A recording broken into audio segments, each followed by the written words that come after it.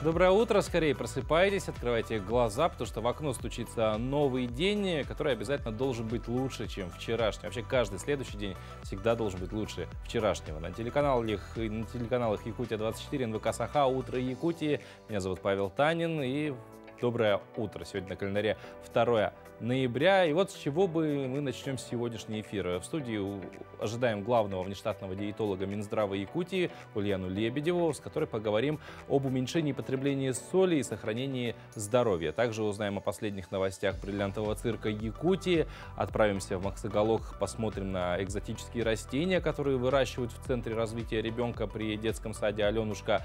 Также ждут вас и полезные советы по хранению обуви. А также сегодня мы постараемся сподвигнуть вас на занятия спортом. Поэтому, если вы откладывали поход в фитнес-клуб, наш эфир сегодняшний будет тем самым знаком, что пора бы уже, возможно, взяться за свое здоровье и за свою форму. Ну а в самом начале, конечно же, поговорим о том, что же произошло, пока мы с вами спали. Полицейские в России смогут ловить преступников с помощью персональных видеорегистраторов.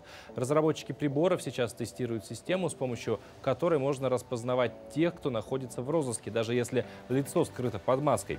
Искусственный интеллект определит и эмоции попавшего в объектив умной камеры. Если человек сильно нервничает или злится, носитель регистратора узнает об этом. На самом деле достаточно интересное современное решение, потому что технологии, как мы, например, на примере тех же регистраций нарушений на дорогах, технологии помогают, и в том числе в вопросе профилактики правонарушений, поэтому будем надеяться, что эксперимент удастся. Далее Минпромторг намерен защитить покупателей от просрочки. В этом должна помочь система маркировки. Эксперимент планируют начать в декабре. Идея в том, что товар с истекшим сроком годности просто-напросто не будет пробиваться в кассе. Однако систему пока протестируют на определенных категориях товаров. В список вошли минеральная и газированная вода, молочные продукты, алкоголь и табак. Тем временем около 32% россиян будут работать в период ноябрьских праздников. 27% из числа опрошенных будут задействованы на основной работе. Еще 5% планируют подрабатывать. Почти каждый четвертый респондент планирует отдыхать дома. Многие опрошенные запланировали на предстоящие выходные уборку или поездку в гости, а самыми непопулярными занятиями оказались шопинг, за него проголосовал 1% респондентов, и путешествия по России и за рубеж 2,1% соответственно. Ну и в завершении Дед Мороз выехал на Дальний Восток. Поезд главного волшебника отправился из Великого Устюга по городам России 22 октября. Ближайшая остановка его планируется 4 ноября в Тынде. Пассажиры, сам волшебник и его сказочная команда. В каждом городе, где остановится поезд, посетителей вокзалов ждет праздничная программа с участием артистов и аниматоров.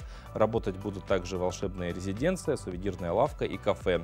Праздник на вокзале начнется за 20 минут до прибытия поезда, а узнать, когда волшебник посетит ваш город, можно на сайте РЖД. Вот такие новости. Зима наступает, судя по тому, что Дед Мороз уже выехал. Если бы выехал он чуть попозже, может быть, время прихода зимы бы оттянулось. К слову о зиме, давайте поговорим о том, что же может нас сегодня ждать за окном, какая погода. В центральных районах Якутии сегодня минус 14, минус 12, в Заречной группе 14,5 ниже нуля. В южных районах минус 15. В Вилюйской группе минус 24, минус 15, Нижнеленских минус 16, минус 15. В западных 14,10 со знаком минус, в Колымо-Индигирской группе 34-21 градус мороза, в Янских районах 28-21 ниже нуля, на северо-западе минус 12, минус 8. В городе Якутске сегодня температура воздуха в 6 часов утра составила 12 градусов со знаком минус, атмосферное давление 757 миллиметров ртутного столба. Ветер западный 1 метр в секунду. Сегодня днем без существенных осадков ожидается день. Ветер северо-западный 2,7 метров в секунду. Температура воздуха днем 10-12 градусов ниже нуля. Напомню, что сегодня 2 ноября, и на самом деле каждый день знаменателен различными событиями, и сегодня события есть еще и особенные. Во-первых, воспользуясь случаем, хотелось бы поздравить своих детей, которые оба отмечают сегодня день рождения. Растите большими, радуйте папу, маму. Ну и вообще просто вырастайте самыми замечательными людьми, какими уже в принципе являетесь. Ну и второе событие для нашей редакции знаменательное. Сегодня наша коллега, прекрасная ведущая Полина Долинская отмечает день рождения. Мы тоже всей нашей редакции, все, кто сегодня в студии работает за эфиром, поздравляем тебя, Полина. Оставайся такой же профессиональной, такой же харизматичной, и пусть впереди тебя всегда ждет успех. Ну и какими еще событиями запомнится сегодняшний день, давайте узнаем.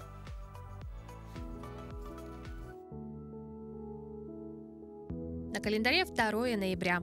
Сегодня отмечается Всемирный день балета, День осведомленности о стрессе, Международный день прекращения безнаказанности за преступления против журналистов. По народному календарю Артемьев день. Существовало поверье, что человека, рожденного в этот день, защищает мать-волчица. Его считали близким по духу лесным зверям и птицам. На Артемия было принято квасить капусту, которая была одной из любимых закусок русского народа. В этот день царь Петр I принял титул Петра Великого, императора Всероссийского, а Россия стала империей. На престол вступил последний российский император Николай II. На кремлевских башнях установлены рубиновые звезды. Утром 24 сентября 1938 года известные в СССР летчицы-орденоносцы Валентина Гризодубова, Полина Осипенко и Марина Роскова вылетели в беспосадочный перелет из Москвы на Дальний Восток на двухмоторном самолете Ан-37 «Родина». За выполнение этого перелета и проявленные при этом мужество и героизм каждой летчице 2 ноября 1938 года было присвоено звание Героя Советского Союза с вручением ордена Ленина. В этот день родились Сергей Николаев, советский и российский актер, сценарист, общественный деятель; Ирина Богушевская, советская и российская певица, поэтесса, композитор; Елена Захарова, российская актриса театра и кино; Анупам Трипатхи, южнокорейский актер индийского происхождения, исполнитель роли Али в сериале «Игра в кальмара». Екатерина Дубакина, российская актриса театра и кино. Тимофей Дзю, австралийский боксер-профессионал, выступающий в первой средней и в средней весовых категориях, сын Кости Дзю. Именины сегодня отмечают Александр, Артемий, Герасим, Герман, Иван, Ирина, Леонид, Михаил, Николай, Павел, Петр и Федор. С 31 октября по 6 ноября проходит Всемирная неделя осведомленности о соли. Ее цель – уменьшить потребление соли в рационе людей во всем мире, чтобы улучшить здоровье населения. И сегодня в нашей студии главный внештатный диетолог Минздрава Якутии Ульяна Михайловна Лебедева. Ульяна Михайловна, здравствуйте. Доброе утро. Давайте для начала разъясним. Речь идет о поваренной соли. Мы знаем, что она является важным таким и необходимым компонентом для нашего питания, все-таки так или иначе. А вот как негативно она влияет на наше здоровье, какие последствия от ее чрезмерного употребления могут быть? Ну да, вот поваренная соль – это основной продукт нашего рациона, и он, так как она не вырабатывается в организме, не синтезируется, и поэтому вот эти элементы должны поступать натрий и хлор, да, из которого состоит поваренная соль, они должны поступить с пищей обязательно. Но есть нормы, да, если человек злоупотребляет, естественно, конечно, возникает, приводит к каким-то нарушениям в состоянии здоровья. И довольно таким нарушениям, которые считаются вообще опасными для здоровья. Да? И поэтому Минздрав России вот в это время, как раз с 31 октября до 6 ноября объявила неделю, да, осведомленности о соли, чтобы специалисты, врачи, да, медицинские работники много говорили и пропагандировали, проводили информационно-образовательную работу о полезности и вреде вот этого основного продукта, так скажем. Но вот все время, когда мы говорим что-то про здоровье, натыкаемся на один и тот же такой тезис, да, что все хорошо в меру.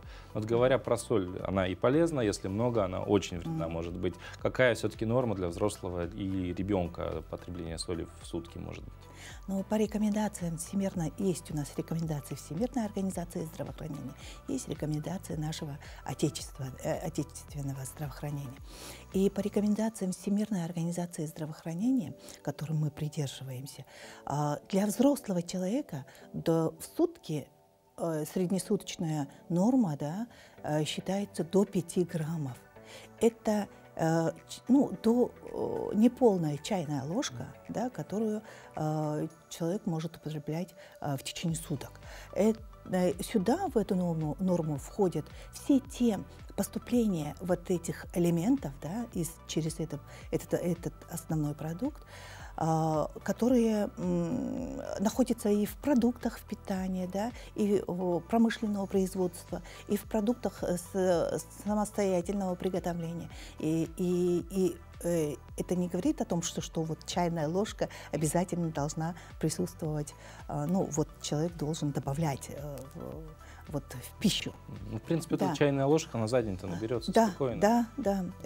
А у детей, да, в силу возрастных особенностей, считается до года 0,5 граммов, да, с года до 3 лет 1 грамм, с 3 до 6 лет 3 грамма и с 6 до 11 лет 3 грамма, и с 11 лет уже как постепенный переход ко взрослой норме. До 5 граммов. Но вот смотрите, сегодня, в принципе, в мире, наверное, можно как-то констатировать такую как-то злоупотребление сладкими продуктами, сахарами, тоже вредная на самом деле история. А вот о злоупотреблении солью лично я много не слышал. Есть ли сегодня вот такая проблема, что прям злоупотребляют ей? Да, по данным статистики, злоупотребление соли сейчас идет, да, почему Министерство здравоохранения Российской Федерации и наше министерство во главе своего учредителя, да, объявили даже такую неделю о том, что да, действительно вот идет злоупотребление, и вот это злоупотребление ведет к таким опасным нарушениям, да. По данным статистики, до 12-15 граммов практически для женского населения, до 10 граммов злоупотребление идет, а у мужчин еще больше, до 12-15 граммов. Это считается в 2 раза, 2,5 раза больше злоупотребляют этот продукт. Анна Михайловна, мы сейчас прервемся на короткую паузу, после мы вернемся в нашу студию, продолжим разговаривать о, собственно, и пользе, и вреде соли. Ну а прямо сейчас, зрители, небольшая пауза, оставайтесь с нами.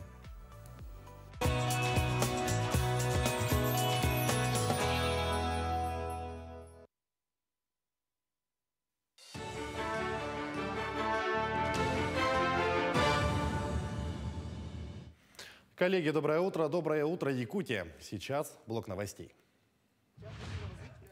В России завершена частичная мобилизация. При этом Владимир Путин посоветуется с юристами о необходимости отдельного указа об этом.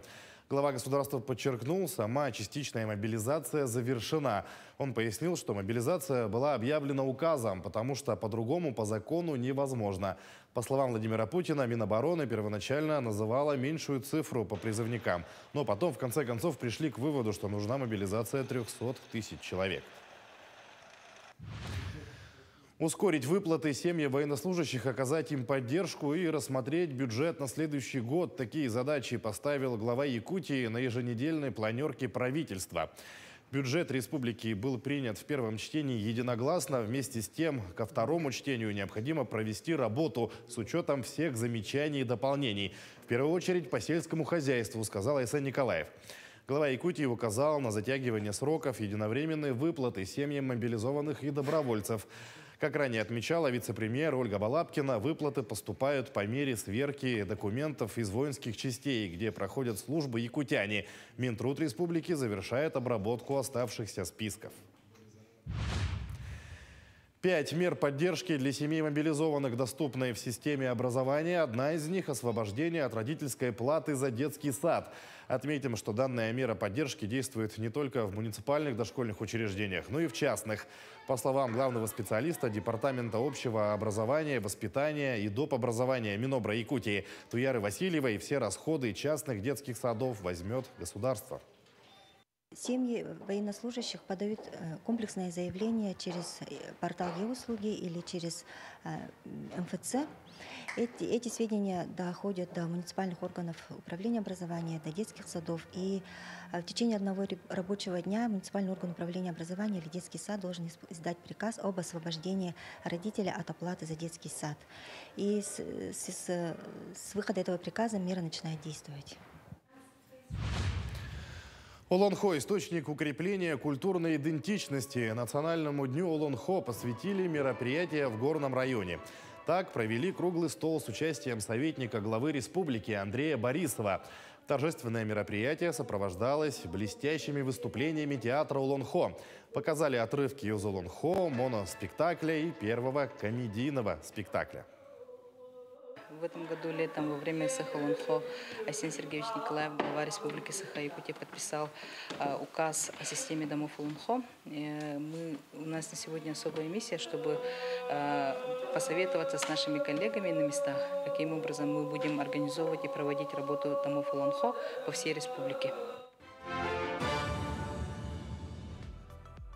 Это «Утро Якутии». Перед нашим перерывом мы начали говорить о вообще проблематике чрезмерного потребления соли людьми. Сегодня в нашей студии главный внештатный диетолог Минздрава Якутии Ульяна Михайловна Лебедева. Ульяна Михайловна, ну вот поговорили мы, в принципе, о нормах, да, для взрослого это 5 грамм, и завершили да, перед уходом на паузу наш разговор тем, что сегодня чрезмерно люди все-таки потребляют соль в несколько раз выше нормы, это точно. Но, опять же, все связано с тем, что мы едим, в каких продуктах наибольшее содержание соли, как понять, что соли может быть много в продукте, если это покупное что-то.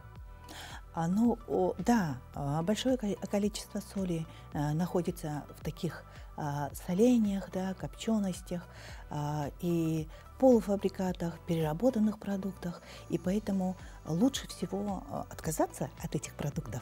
А если невозможно отказываться, то есть такие методы, технологии, как бы убирать эту соль. Например, от консервированных продуктов перед тем, как съесть, надо промыть, да, хорошенько.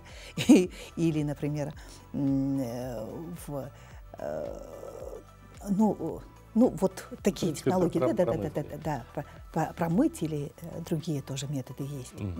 Ну вот и последний вопрос, наверное, он так подытожит нашу беседу. Ваши советы, как можно человеку, грубо говоря, взять себя в руки, как контролировать, снизить количество потребления соли, если он понимает, что да, вот он сейчас послушал и такой, я реально соли очень много потребляю.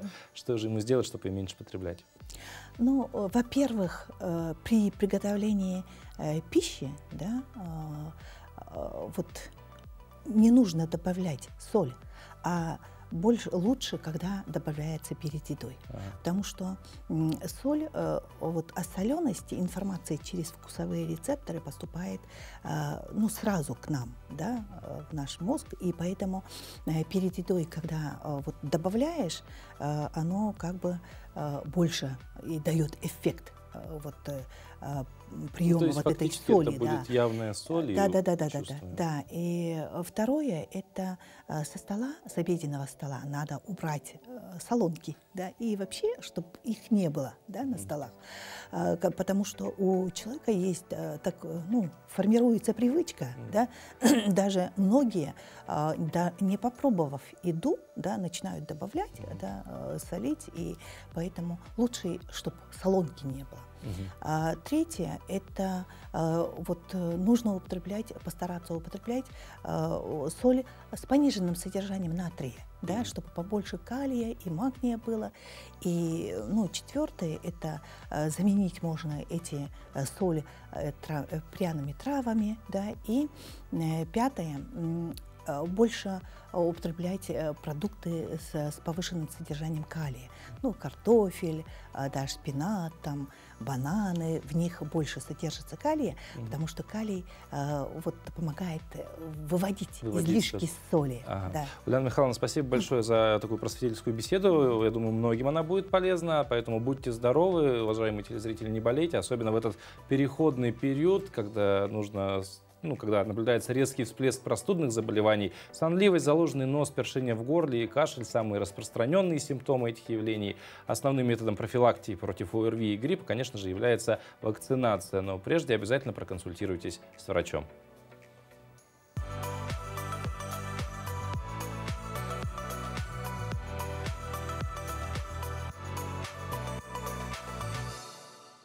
Доброе утро! Начался сезон простуд. Пороги заболеваемости острыми респираторными вирусными инфекциями превышены. На фоне эпидемии COVID-19 важно защититься от гриппа и простуды по максимуму. Делайте прививки. Вакцинация от гриппа – наиболее эффективный на сегодня способ защититься от этой болезни. Особенно важно прививаться беременным, детям до 5 лет, пожилым людям и людям с хроническими заболеваниями. У них грипп может спровоцировать заболевания сердца, легких, почек, нарушить обмен веществ или ослабить иммунитет. К сожалению, вирус гриппа очень быстро меняется, поэтому вакцинироваться нужно каждый год. К обороне ваш организм готов через 2 недели после укола. Помните, заболеть гриппом в результате прививки невозможно. Самая распространенная реакция на вакцинацию – это боль или небольшое повышение температуры тела, проходящее через 1-2 дня. Регулярно мойте руки. Мы уже привыкли часто мыть руки. Соблюдение гигиены – очень простой, но эффективный способ профилактики многих инфекций. Если под рукой нет мыла и воды, используйте антисептический гель. Обратите внимание, чтобы в составе было хотя бы 60% спирта. Не забывайте, что правильное мытье рук длится не менее 20 секунд. После завершения процедуры вытрите руки полотенцем или используйте сушилку. Важно, чтобы кожа была сухой, иначе на нее легко осядут вирусы и бактерии. Не трогайте руками глаза и нос и рот. Снизить вероятность заражения острыми респираторными вирусными инфекциями помогут современные барьерные средства профилактики, например, Назаваль Плюс. Минздрав также включил его в комплекс мер по профилактике коронавирусной инфекции.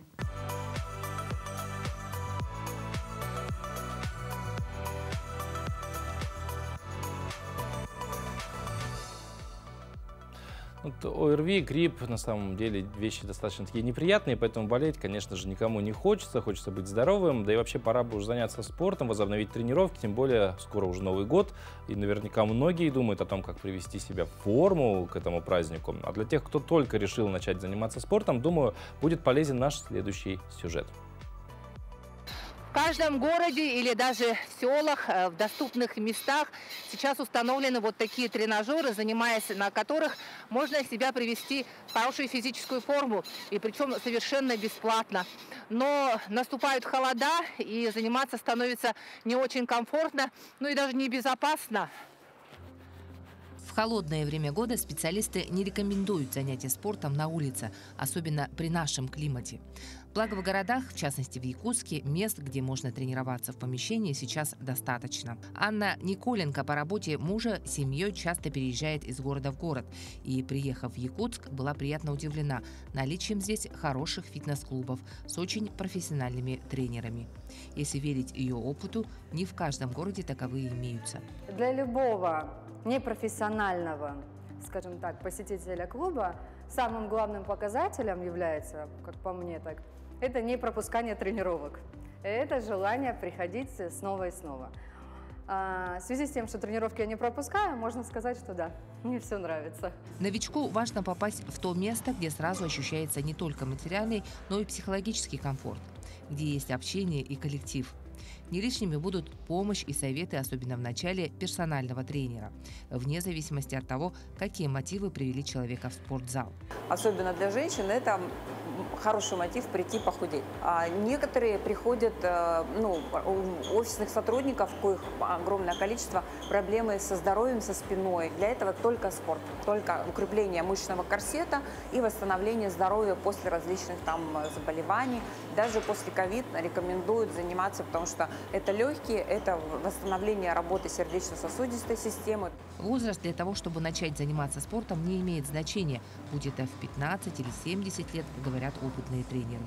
Главное – желание и регулярность занятий. Ведь телу, не избалованному активными движениями, нужно время, чтобы привыкнуть к новому спортивному образу жизни. Первые результаты обычно приходят где-то через 8 недель, примерно через 2 месяца. То есть вы в любом случае уже почувствуете и изменения в осанке, и в изменении выносливости, в дыхании.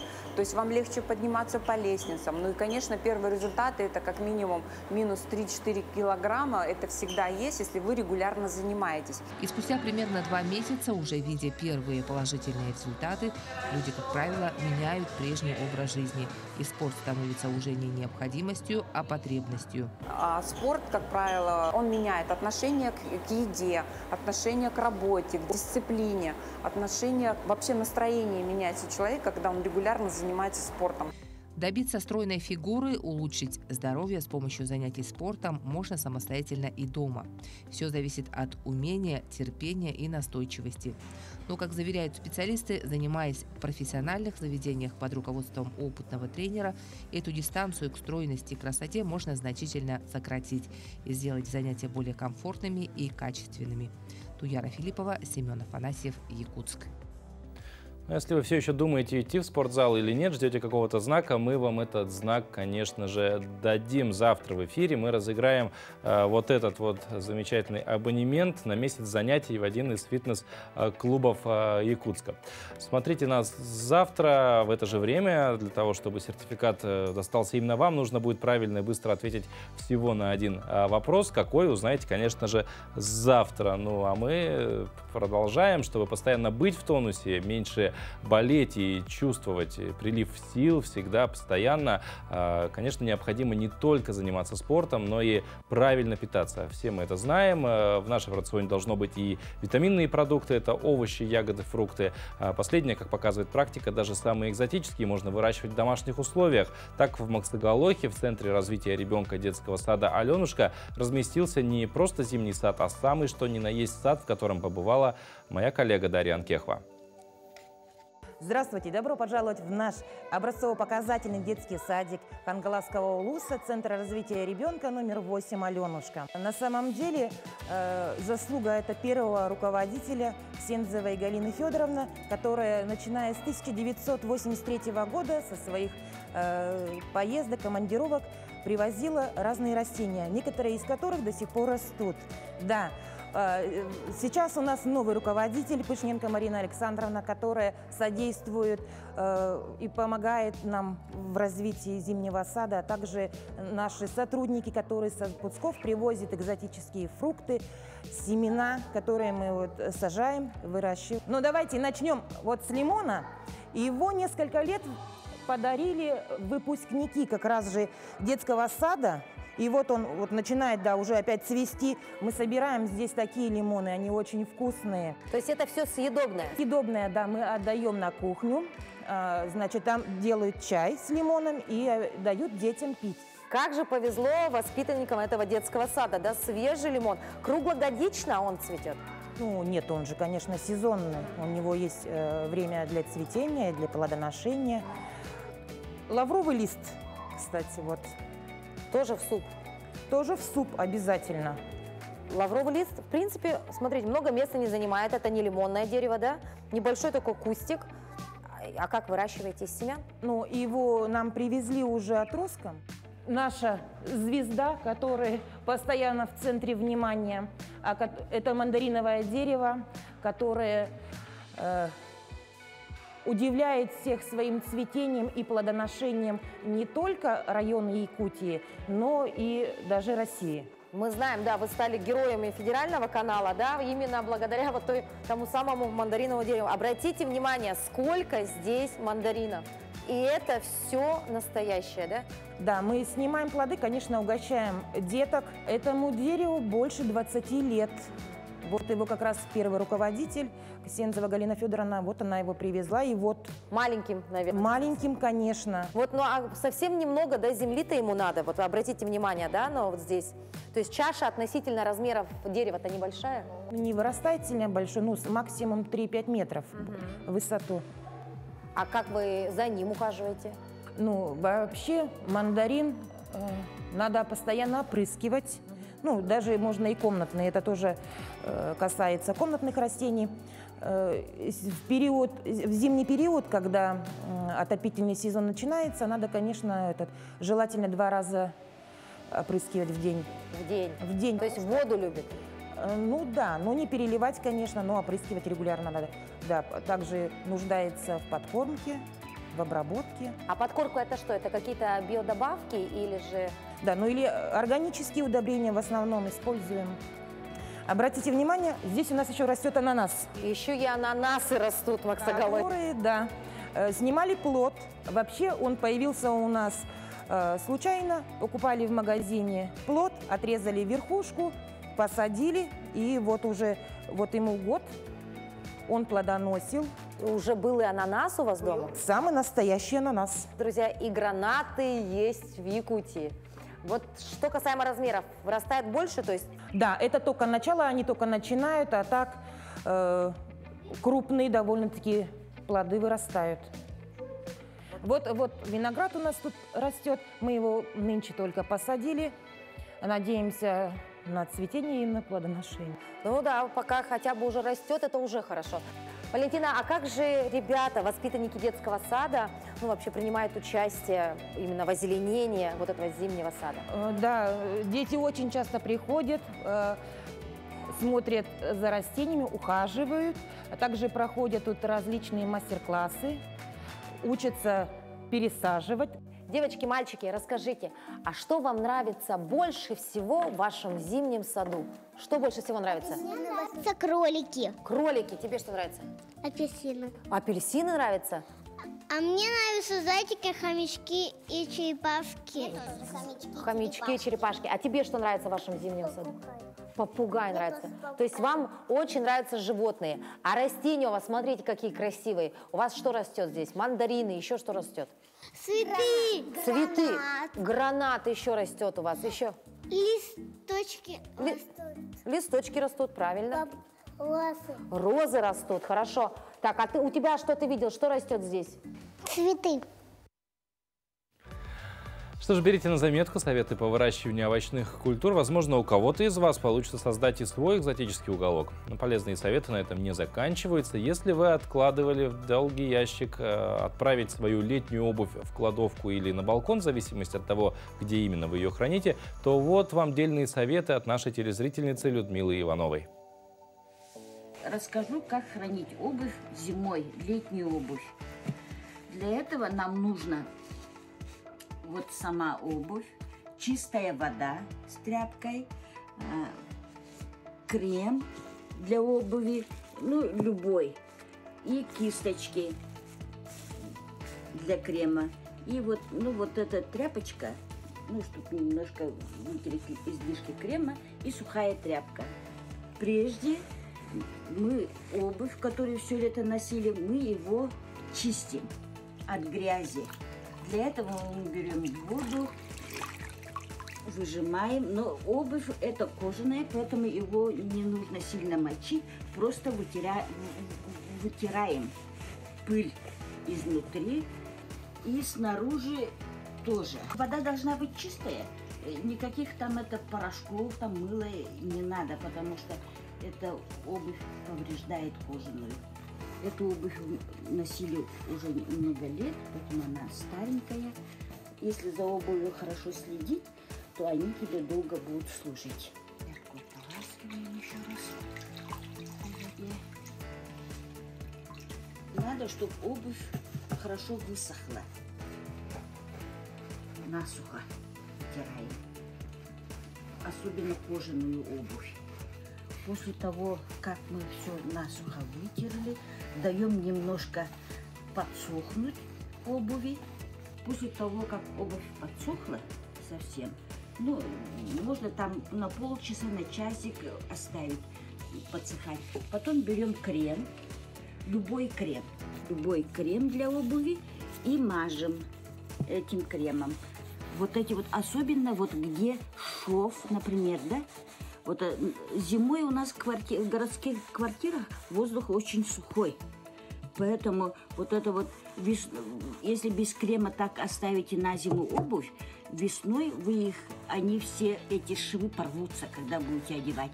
Поэтому вот где швы, особенно их, мы хорошо мажем кремом. Сгибы, вот эти вот, их тоже нужно очень хорошо вот так вот смазать. Ну, крем желательно, чтобы она была не такая густая. Ну, вот это вот кремообразные, это очень даже хорошо. Любую обувь вот так вот надо делать.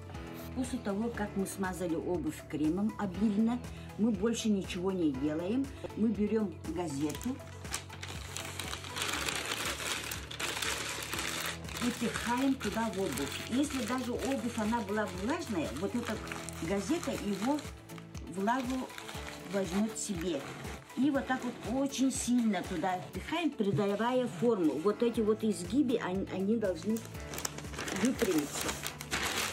Так вот, чтоб весной у вас будет новая обувь. Вот и все. Желательно я коробку из-под обуви никогда не выбрасываю. Мы его храним в своей коробке. Вот так вот на зиму. Вот это вот сюда. И вот это вот сюда. Тогда ваша обувь вам будет служить долго. О, коробка маленькая. Вот так вот храним на зиму. Все. Закрываем.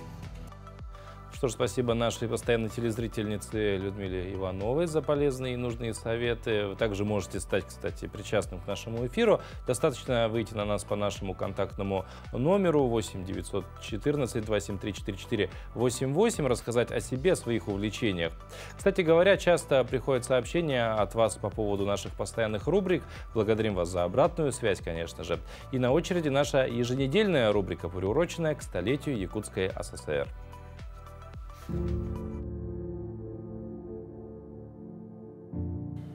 Доброе утро!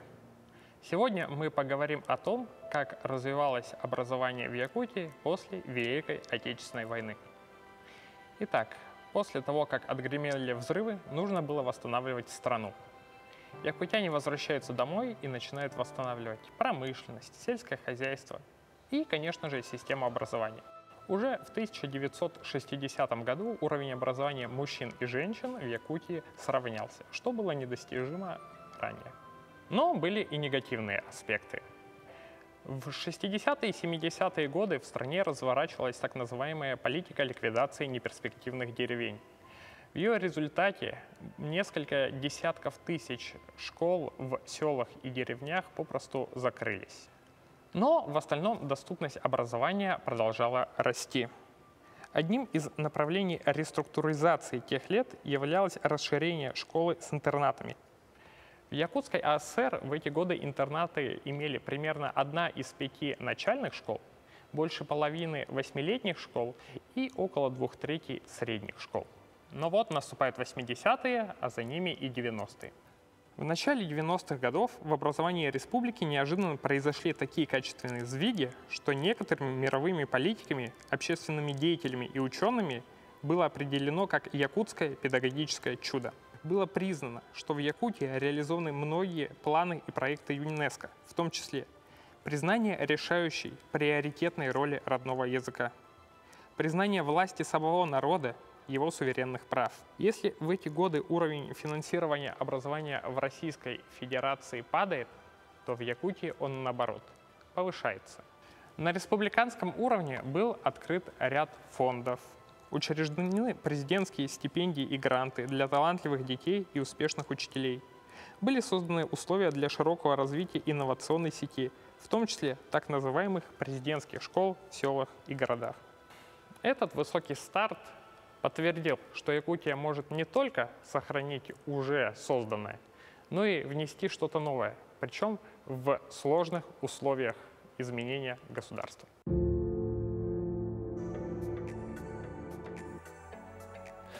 Образование прошло далекий достаточно путь, но вот говоря про образование, почему-то вспоминается школа, и мы, взрослые, на самом деле все в душе так или иначе дети, особенно если дело касается каких-то мест, ну, куда мы привыкли ходить в детстве с родителями, куда нас водили мамы и папы, каждый бывал, к примеру, в цирке, я думаю. И сегодня цирк — это самый настоящий волшебный мир, и в нашей студии гости Анастасия Реброва, администратор творческих мероприятий Государственного цирка Якутии. Анастасия, доброе утро. Доброе утро. Цирк Якутии, да, поговорим вообще про работу этого замечательного заведения, в который, я думаю, нет, каждый хочет попасть каждый день. Какие экскурсионные мероприятия, говорят, проводятся у вас? Что они из себя представляют, на что они рассчитаны, какую цель преследуют? Ну, во-первых, хочу поздравить всех родителей, ребятишек с началом осенних каникул.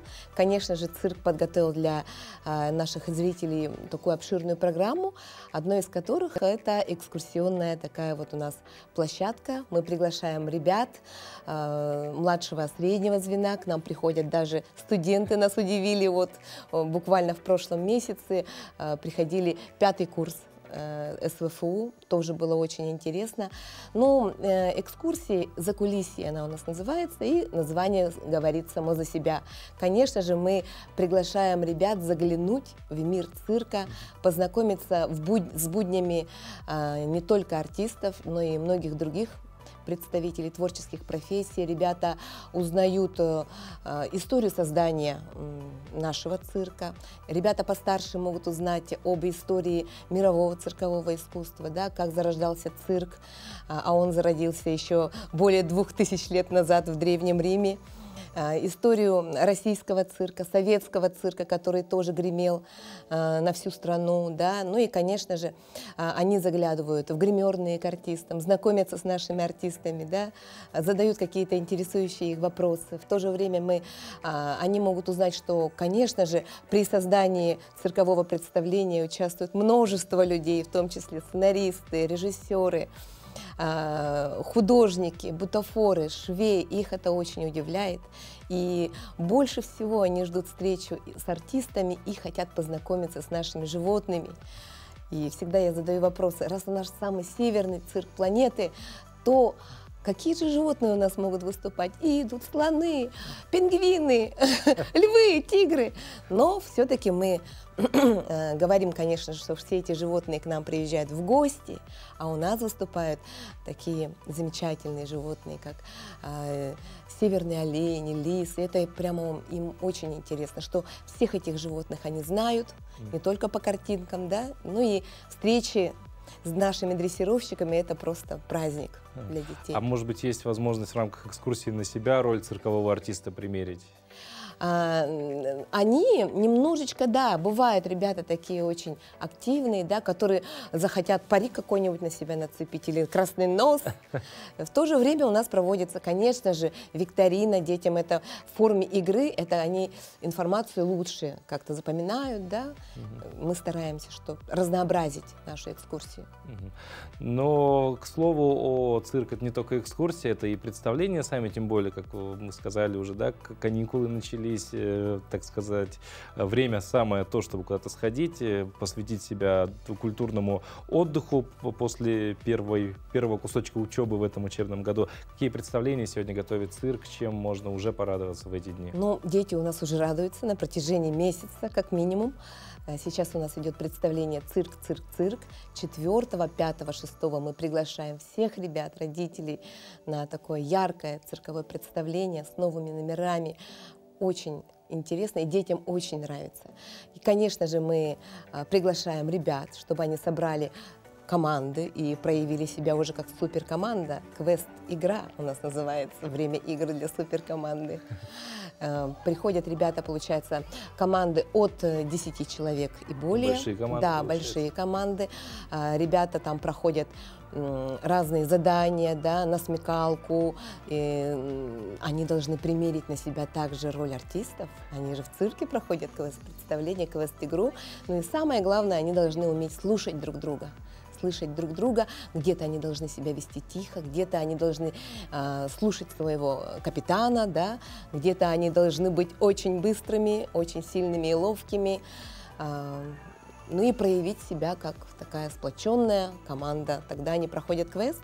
И вторая часть нашего квест-представления – это, конечно же, опять-таки знакомство с артистами. Мы показываем им цирковые номера. Это очень нравится ребятам. Ну и все уходят такие очень эмоциональные, столько эмоций. И работать с детьми, конечно, это очень интересно, очень здорово. Мы сами тоже заряжаемся энергией. Ну а для среднего звена, для родителей, ну так и для младших школьников с 20 ноября по 4 декабря по классическому произведению Грина будет цирковое представление «Алые паруса», куда мы тоже приглашаем ребят. Очень интересно, что у нас в представлении задействованы ребята из нашей цирковой студии «Серпантин». Молодое поколение, да, будущее. Ребята также из театральной студии при цирке «Три апельсина». Режиссером проекта выступает Ольга Андреева. Будет очень интересно. Тоже всех ждем. Еще одно мероприятие, о котором я знаю, это мини-мисс конкурс. Кстати, наша национальная вещательная компания является информационным спонсором этого проекта. Как давно проводится, в чем смысл, кто участвует? Ну, в этом году у нас проходит уже второй республиканский конкурс красоты и таланта «Мини-мисс Якутяночка». Мы очень благодарны национальной вещательной компании за поддержку. Приглашаем девочек, талантливых, красивых, желающих принять участие в этом конкурсе от 7 лет до 13 лет девочки принимают участие. Мы их делим на две возрастные категории, от 7 до 9, от 10 до 13 лет. Заявки принимаются до 21 ноября. Первая часть у нас дистанционная, отбор финалисток. Там надо будет снять на 3 минуты визитку, талант, ну и, конечно же, как и в прошлом году, мы делаем такой вот акцент на семейные традиции, на добрые дела, и мы просим рассказать девочек вместе с родителями, это может быть, о добром деле 2022 года. Финал конкурса состоится 1 декабря у нас в цирке. А заявки куда можно отправить? Заявки отправляем на... Ну, номер телефона у нас указан. Положение конкурса можно найти на сайте, официальном сайте Государственного цирка Якутии. Все там подробно расписано. Ну и, конечно же, прежде чем начнется финал, мы будем готовить в этом году девочек. У нас будут мастер-классы со студии актерского мастерства Андрея Дамова. Девочки будут учиться держать себя, дефилировать. Все как на настоящем конкурсе красоты. По-настоящему, да. Но почему как? Это же тоже конкурс красоты. Анастасия, спасибо большое за эту беседу. Надеюсь, и конкурс пройдет замечательно, и от зрителей отбоя в этом сезоне также не будет. Ну а прямо сейчас я спешу передать слово нашим коллегам из информационной службы. Они расскажут о последних новостях.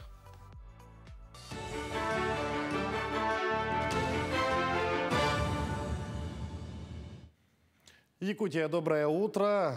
Сейчас блок новостей. Началось движение по зимним трассам. Поездки за пределами жилых зон в период экстремально низких температур представляют потенциальную опасность, ведь расстояние между населенными пунктами достигает десятков, а то и сотен километров. Ежегодно в республике регистрируют десятки случаев, когда водители по разным причинам застревают на дорогах. Как правило, помощь тем, кто попал в беду, оказывает Республиканская служба спасения. Вызовы поступают на единый номер 112, и аэромобильный поисково-спасательный отряд реагирует на них молниеносно. Однако в холода счет идет на минуты, поэтому каждый, кто отправляется в автопоездку за город, перед выездом должен позаботиться о своей безопасности. Обязательно в зимний период они обязательно опытные берут с собой теплые вещи, продукты, соответственно, бензин. Машину утепляют зимой, соответственно. И, как говорится, они оповещают людей, знакомых, что поехали туда. И сейчас у нас на трассе уже практически стоит везде связь. Вот это более-менее радует, что сломался, позвонил, приехали, помогли. Ну, соответственно, если нет связи, то ты должен одеваться, теплые вещи с собой и готовиться к тому, что вы едете не близкие расстояния, а длительные расстояния. Якутия одной из первых в России вошла в программу Федерального фонда развития территорий. Его цель – обеспечить защиту прав и помочь обманутым дольщикам. В программу фонда в республике попали 10 проблемных объектов. Это дома, которые начали строить при долевом участии еще до усовершенствования законодательства. Строительные компании были признаны банкротами, а их объекты превратились в долгострой. На сегодняшний день по 6 из них принято решение о выплатах дольщикам денежных средств на общую сумму более 1 миллиарда рублей. По 4 завершить строительство объектов. 3 объекта строят в Якутске, еще 1 дом построят в Чурапче.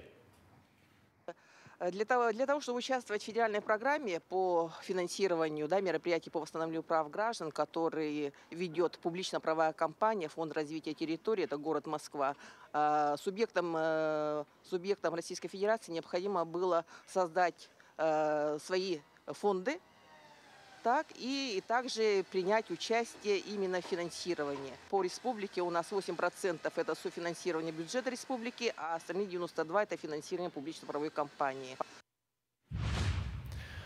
За счет федерального проекта «За самбо» в Якутии начнут развивать этот боевой вид спорта.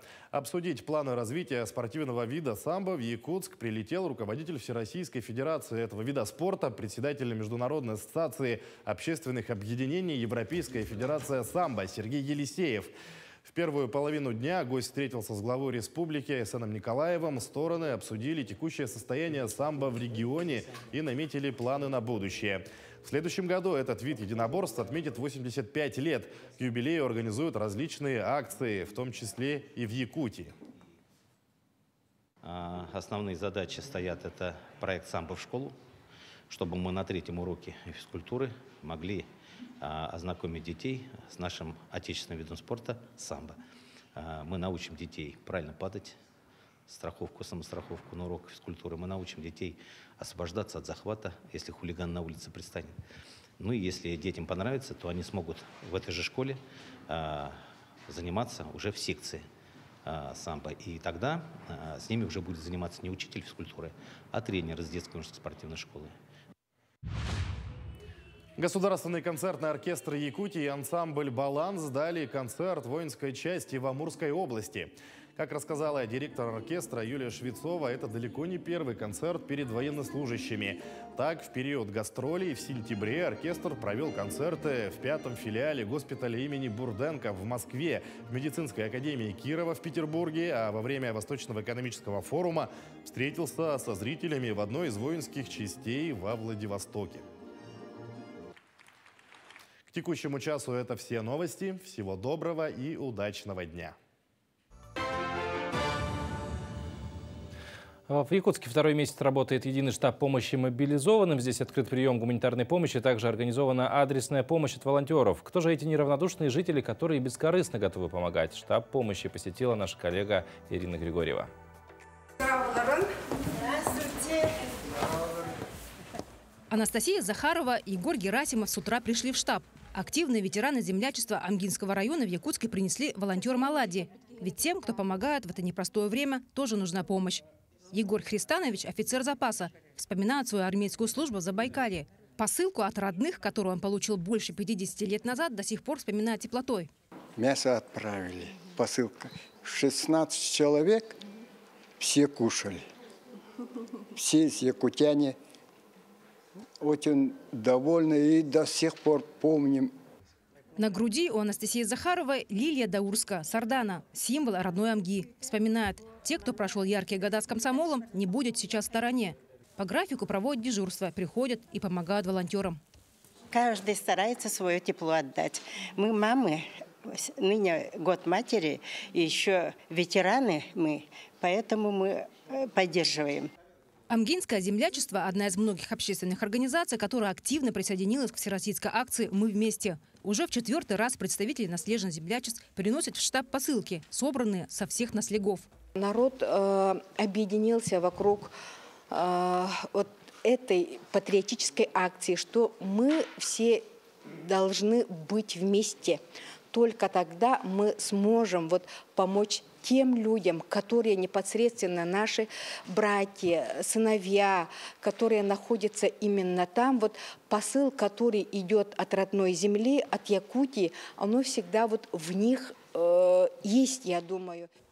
Благодаря неравнодушным людям акции по всей Якутии набирают обороты. Здесь ежедневно с 10 до 6 принимается гуманитарная помощь для мобилизованных из республики.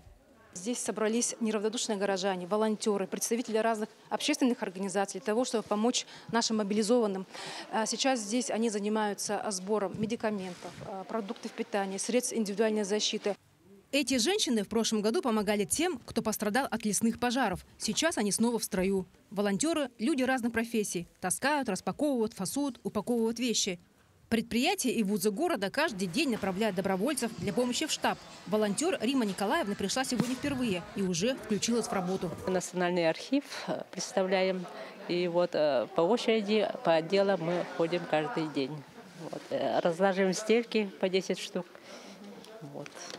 Чтобы нашим солдатам было тепло и комфортно? Конечно, чтобы нашим мобилизованным, нашим землякам было тепло, уютно.